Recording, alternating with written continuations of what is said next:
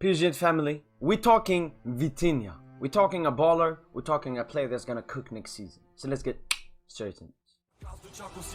L'expérience de Thiago Motta, on a tous été stupéfaits par les nouveaux records de Libra et chantons. Allez Paris, allez Paris, allez Paris. As we all know, Paris Saint-Germain have signed Vitinha from Porto for 40 million. That was his release clause, and we know he's a central midfielder from Portugal. And yeah, he can really add a lot to this PSG midfield. So his place of birth, Portugal, origin Portugal. He's a 22-year-old centre midfielder, 172 centimeters tall. His strengths are dribbling, carries, and passing, which is very needed in that PSG midfield. I mean, if we compare him to our current midfielders who play alongside Marco Verratti and Leandro Paredes, or Danilo Pereira, Jorginho Wijnaldum, and Idrissa Gueye, Vitinha is better than all of them at everything. I mean, if you compare him to Danilo, it's much faster. I mean, the only thing that Danilo has over him is height. But Vitinha is faster, he's better with the ball, better at passing, better at dribbling, better understanding the game. Wijnaldum, I mean, he's such a donkey. I don't even have to explain what he does. He only does side passes, loses the ball, and never wins it back.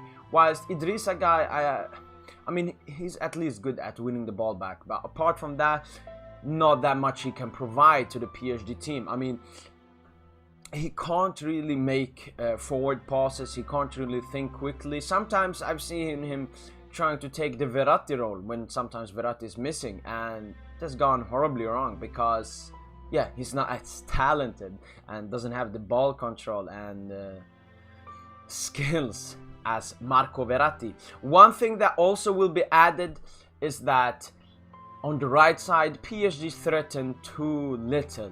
Last season, most of our attacks came from the left side. We have Nuno Mendes there, we have Marco Verratti, we have Kylian Mbappe and Neymar Jr. All of them like to drift on the left side. Whilst Lionel Messi, when he was on the right wing, where, yeah, Messi isn't that good anymore as a right winger with him being 35 years old, we really lacked attacks from the right hand side. But a switch to a 3 at the back with wing backs more involved in the attacks will make Hakimi more influential on that right side.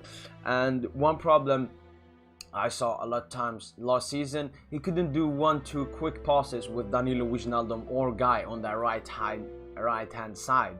So Hakimi will be really happy that Vitinha is signed, and I can really see a strong connection and strong chemistry between Hakimi and Vitinha on the right side, because it's very needed and will be much more threatening if we can attack both from the sides and especially in the middle through Neymar Jr. and Lionel Messi.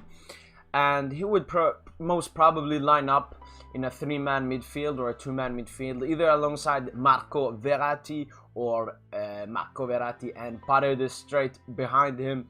And I think he will be the most offensive midfielder out of those three, because Paredes, I mean, he's the 8, he's going to be right close to the center backs if we play a 3-man midfield. But if not, Verratti is better at playing as an 8, playing with the ball, with the defenders, with his back to the pressers, and we all know how good Marco Verratti is at that. So Vitinha, he will mostly be the ball progressor.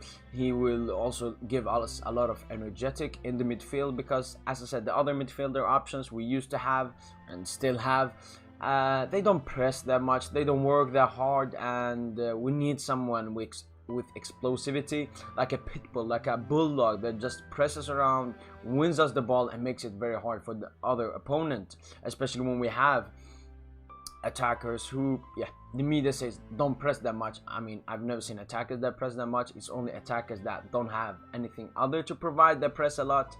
But we have attackers who can create magic out of nowhere. So yeah, stupid argument, but Vitinha will add and help to that. And him being Portuguese, I mean, it will help probably Nuno Mendes. Nuno Mendes will welcome him in, like Danilo Pereira welcomed Nuno Mendes in last season.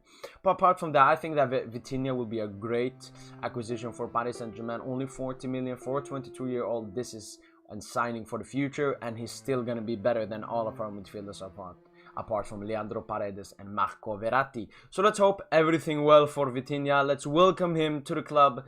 Allez Paris, allez Paris. So make sure to comment down below, what do you think about the signing of Vitinha? What can he really add to the squad? What have I missed that Vitinha can really add?